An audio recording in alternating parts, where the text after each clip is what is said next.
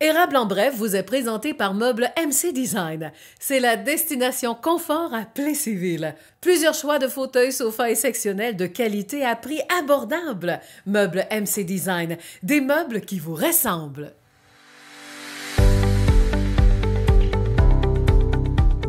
Mesdames, Messieurs, bienvenue à l'émission Érable en bref en ce 8 décembre.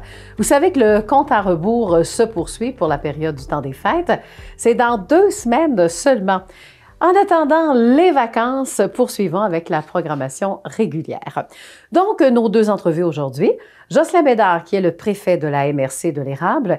Le sujet, il nous donnera toutes les explications concernant cette nouvelle bâtisse qui va être construite très bientôt du côté de Plessisville, mais pour la MRC de l'Érable. Yves Charlebois, qui est le maire de Saint-Ferdinand et journaliste agricole. Le temps des fêtes, c'est le temps d'une dinde, mais aussi de la pintade. Il sera question de tout cela. Pour l'instant, voici votre bulletin de nouvelles.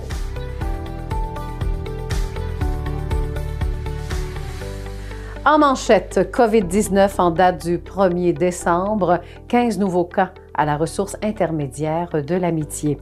La semaine dernière, on croyait vraiment avoir réussi à stabiliser l'évolution de la COVID-19. 9 résidents de plus testés positifs ainsi que 6 employés. Le bilan à ce jour, un total de 22 employés et 38 résidents qui ont la COVID-19. Soulignons que la Croix-Rouge aide le personnel de la ressource intermédiaire. On parlera aussi du député d'Arthabasca et whip Éric Lefebvre et aussi des écoles d'Arthabasca-Érable qui vont recevoir un montant d'argent pour offrir en cadeau. Alors, continuons avec le député d'Arthabasca et whip en chef du gouvernement, Éric Lefebvre, qui a décidé de s'inspirer du Père Noël en offrant des cadeaux à partager. En effet, les écoles d'Arthabasca-Érable vont recevoir une valeur de plus de 45 000 $ en cadeaux. Il est question de 40 établissements scolaires de niveau primaire et secondaire. Environ 10 500 élèves qui participeront du moins aux différentes activités pourront se partager ce montant. C'est un excellent incitatif d'ailleurs. Une nouvelle affiche, mais aussi une carte des ressources jeunesse présentée par les membres de la table Concert Action de ressources jeunesse.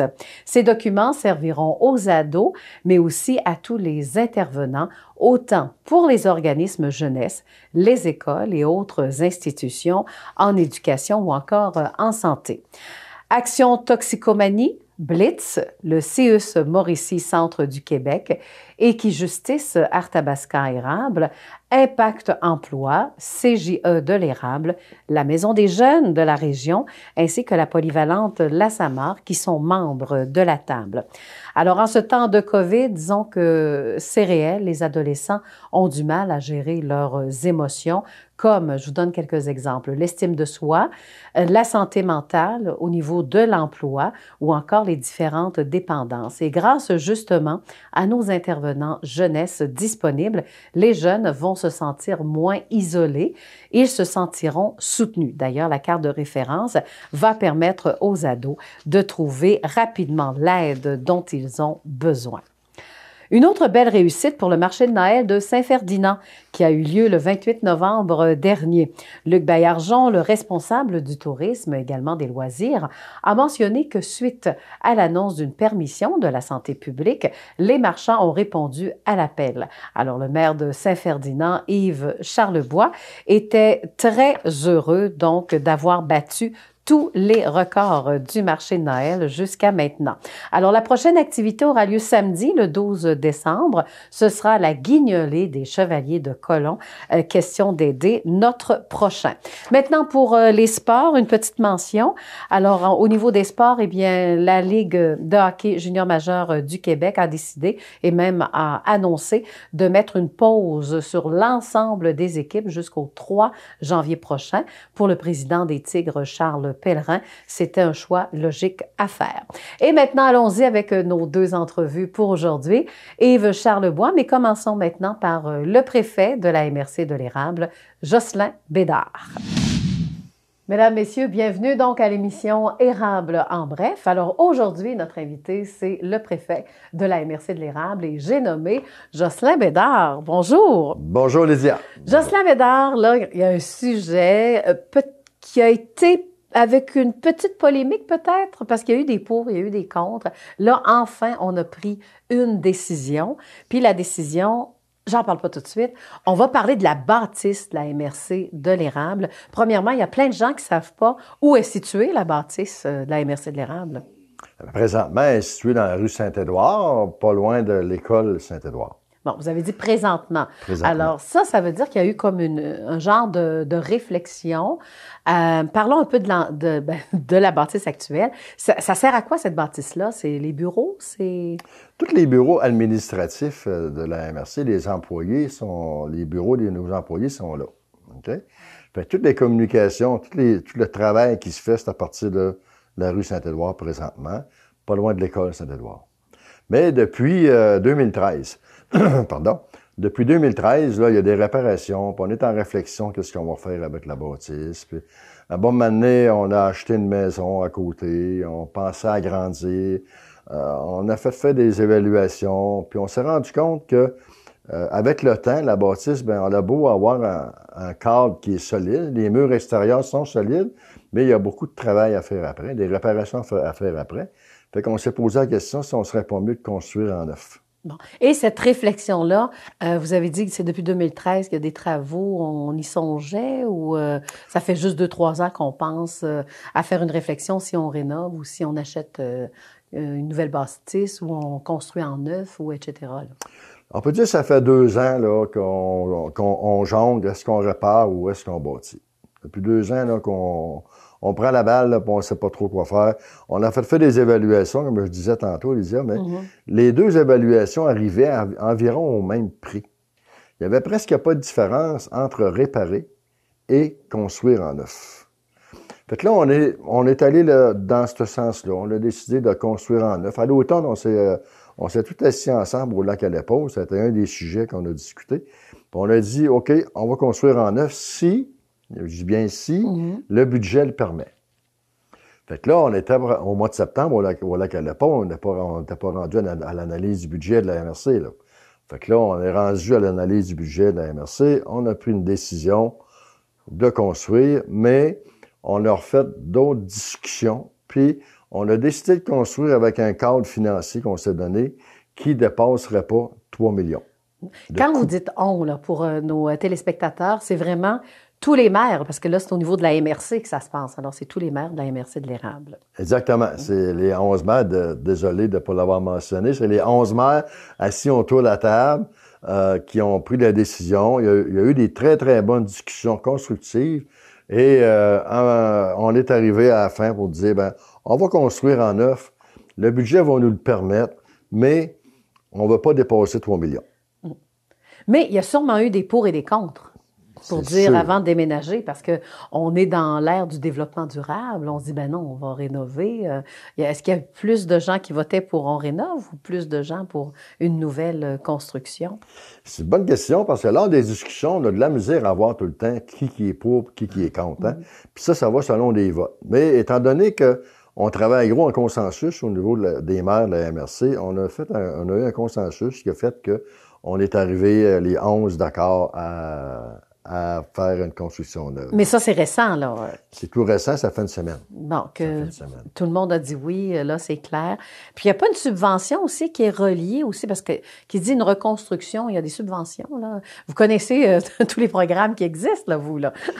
On en connaît beaucoup, oui. Puis là, on est allé voir les subventions qui étaient accessibles. Il faut se rappeler que l'année passée, en décembre, on avait eu une confirmation qu'on avait une subvention qui couvrait 65% des coûts d'un nouveau bâtiment.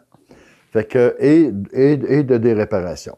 Et, étant donné que, donner un chiffre, là, des réparations, ça coûtait 5 400 000 $.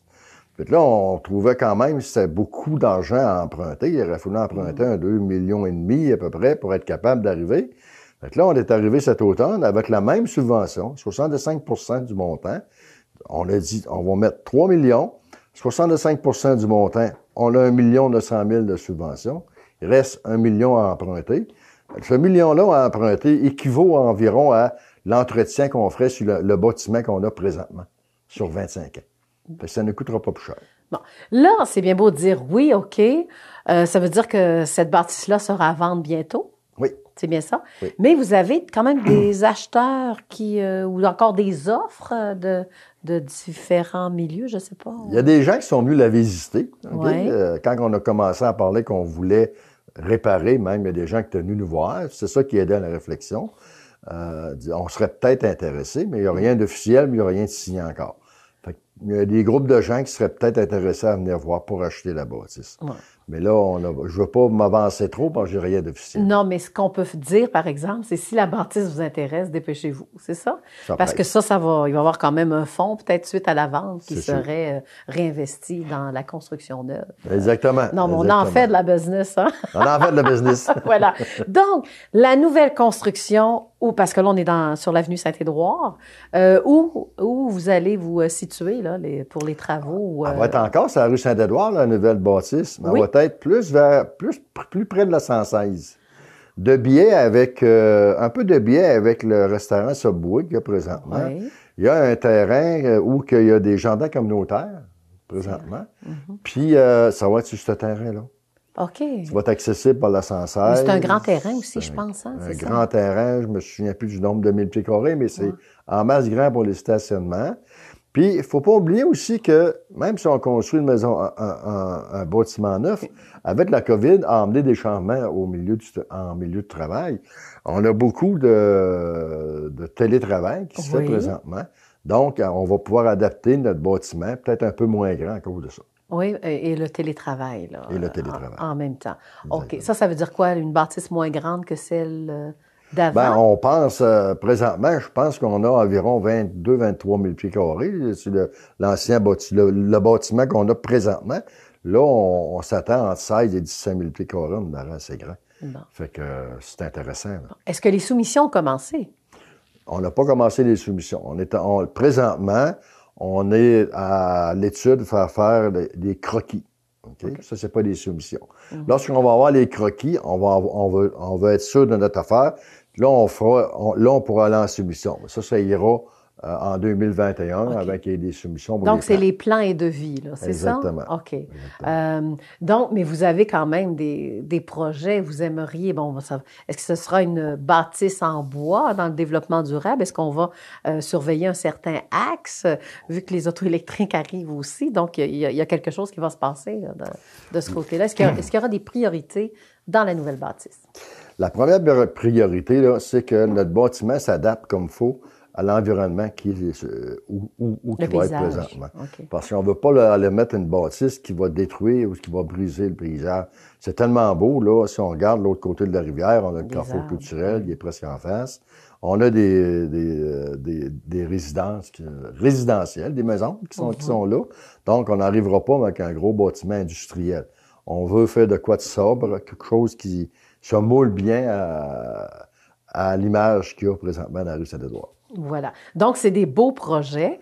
Et ça, là, la bâtisse construite au complet, on peut s'attendre à 2020. Bien, voyez-vous, en 2021, on va aller en soumission pour les plans, les plans de vie, puis un certain temps. Après ça, en soumission pour la construction.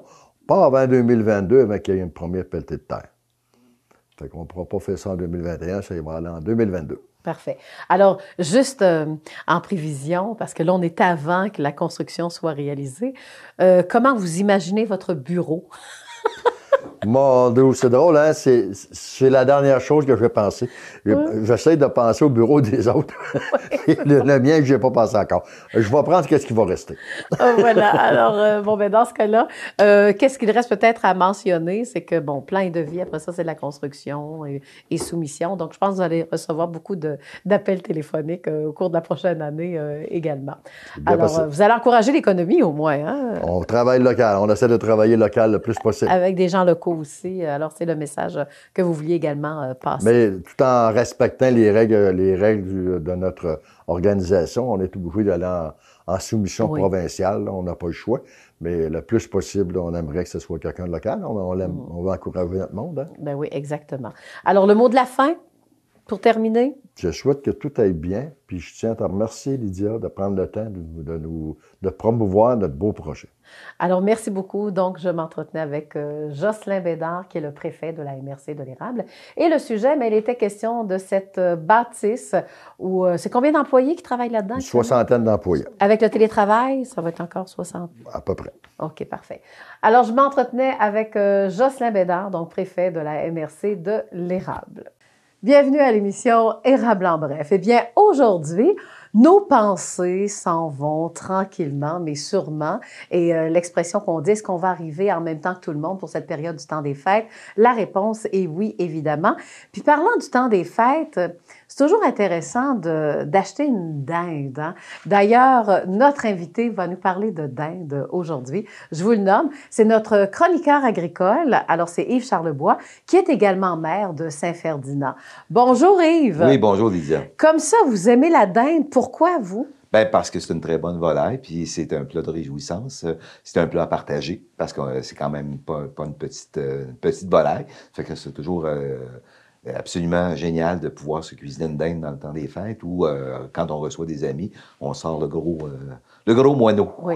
Et à chaque fois qu'on prononce le mot dinde, je ne sais pas si c'est la même chose pour vous, on a toujours envie de sourire parce qu'on pense à la fameuse chanson Le temps d'une dinde, évidemment, le temps des fêtes aussi.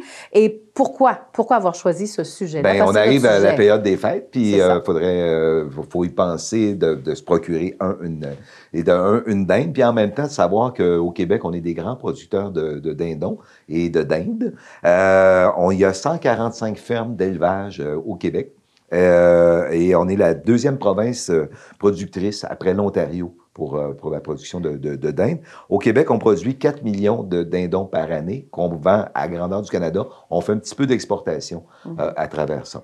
Donc, il y a des bienfaits pour la dinde. Là, c'est très populaire. Ça veut dire qu'on achète la dinde. Oui, bon, on l'achète. On l'a également c'est utilisé aussi dans la restauration, dans les hôtels, etc. Mais dans la période des fêtes, évidemment, au Québec, c'est une tradition de se faire cuire une dinde, mais c'est souvent des dindes de 7, 8, 10 kilos. Ça fait que c'est le repas familial, quoi. Donc, dans notre région ici, centre du Québec, je ne sais pas si vous avez décortiqué un peu. Il y a les producteurs de dindons. Il y en a un, c'est la ferme. Bien, il y en a finalement deux. Il y a chez la ferme Voltigeur à Drummondville, puis chez Avibros, qui est situé à Sainte-Élisabeth de Warwick. Ça, on parle de producteurs commerciaux. Là. Oui, qu'on peut en acheter. Oui, bien, la ferme Avibros, c'est sur la route Baudouin à Kings Falls, là, mais c'est du secteur Sainte-Élisabeth de Warwick. À cet endroit-là, ils ont un magasin. Vous pouvez aller vous procurer à la fois une dinde complète. Également, ils font de la transformation des rôtis de dinde, plein de choses, des trucs fumés aussi. Fait que vous pouvez procurer ça là. Également, bien, il y a beaucoup de gens qui ont un petit élevage de 25, 30, 40 dindes à la maison. Les gens, c'est pas pour consommer eux-mêmes. Fait qu'ils en vendent un petit peu aux voisins, aux amis, etc. Ça, il y en a beaucoup. Et également, il y a une tendance de ce temps-là aussi. Il y a des gens qui font de l'élevage. On a des dindes sauvages en liberté, mais il y a des gens qui en font l'élevage aussi à la ferme. Mais c'est des petits volumes, là, c'est pas énorme. OK. Fait qu'on parle vraiment de dindes. Mais là, de plus en plus, là, j'ai regardé un petit peu votre documentation. Depuis 2017, on parle de la dinde, mais on parle aussi de la pintarde. Oui, la pintarde également. Mais pour en revenir à la dinde, je vais vous conter une anecdote. Pourquoi que, si vous allez à Saint-Gabriel de Valcartier, là, le village vacances et sports, là, on ne le voit plus, mais à cause on a confiné les oiseaux, c'est que à cet endroit-là, on voyait des champs et des champs et des champs perte de vue de dindes durant de cette période-ci de l'année, même durant l'été, etc.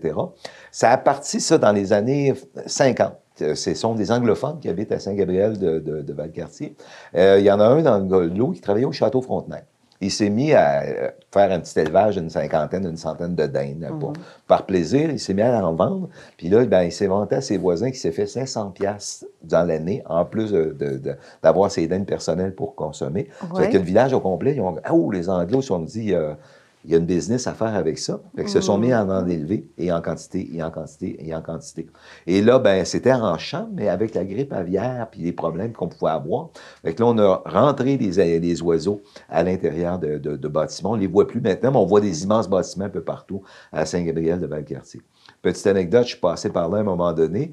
Quand ils étaient en liberté, les dindes, Oui. il y avait souvent des petits renards qui se promenaient. Fait que là, les producteurs demandaient des chasseurs, vous allez tuer un renard, vous nous le montrez, et on vous donne, mettons, 20$ ou 25$ parce que vous avez tué un prédateur. Il y avait un petit malin qui se promenait d'un producteur à l'autre avec le même renard. Non, c'est pas vrai. Ouais, toute une anecdote, hein. Mais Ouais. à quelque part, c'est comme brillant aussi. Oh, oui, hein. effectivement. Voilà pour C'est ça. l'anecdote. Mais toujours est-il que c'est un produit qui est très peu dispendieux dans le temps des fêtes. Si on achète une dinde de type commercial, souvent les épiceries vont faire des ventes où ils vendent à perte, ce qu'on appelle un produit d'appel. Oui, c'est ça. Ça fait que vous pouvez l'avoir pour $1,50, $2 la livre pour une dinde. Et c'est vraiment pas cher parce que je me souviens dans mon adolescence, il y avait une épicerie qui était l'équivalent d'un espèce de gros Costco, ça s'appelait Hypermarché, c'était à Laval. Puis à cette époque-là, j'étais avec mon beau-frère, j'avais peut-être 12-14 ans, je sais pas quoi. Il y avait une vente de dinde à 88 cents la livre. Là, on parle de 1974 à peu près. Et c'était la guerre était prise dans le magasin parce que tout le monde voulait avoir la dinde à 88 cents la livre. Là, on parle de 74, on est en 2020 et il y a souvent des ventes de dinde à 1$ la livre maintenant. Tu sais, ça n'a pas de bon sens. La productivité que les producteurs de volailles se sont dotés au fil des années pour pouvoir... Puis ils font beaucoup de sous, là. Les producteurs de volailles, ce ne sont pas des gens à plaindre, là. Ils ont des vies, très, très, très confortables. On les entend pas protester, en tout cas. Non. C'est bon Non, signe, c'est pas hein, très... c'est Ils sont ça. pas très protestataires, là, eux. Ouais, C'est ça. donc vous nous incitez presque à, si on veut se partir une petite fermette, de faire la culture, finalement, de la dinde. Ben, la culture, c'est une fermette. Si vous voulez le faire de façon commerciale, il y a des quotas, Ouais. c'est très, très complexe. Mais le faire si vous avez une petite fermette, vous faites-vous une trentaine de dindes. C'est quand même, vous allez en avoir quelques-unes pour vous. Vous allez avoir quelques dollars, puis vous allez rendre vos amis et votre famille. T'as pas déjà élevé de la dinde? Oui, moi, j'ai déjà C'est élevé, ça, ouais, hein, dans jusqu'à ton rang, 35, là, c'est ça. 40 dindes par année. Le maire d'en haut. Oui, c'est ça. Fait que J'avais les belles histoires du maire d'en haut. Ouais. Et, Monsieur Douglas, c'était moi. Fait que j'élevais comme des grands arpents verts. Ben oui, mais comment tu as eu cette idée-là là, d'élever la dinde? Là? C'est facile à élever? Oui, c'est tout quoi? simplement. On les achète à la coopérative agricole. Vous pouvez acheter ça au printemps. Et par la suite, il y a une moulée de démarrage. Puis après ça, c'est vous donner du grain mélangé. Puis pour faire une bonne dinde, si on le fait de façon... pour soi-même. Ouais. On donne des pommes, des quartiers de pommes à nos dindes. On donne du grain germé.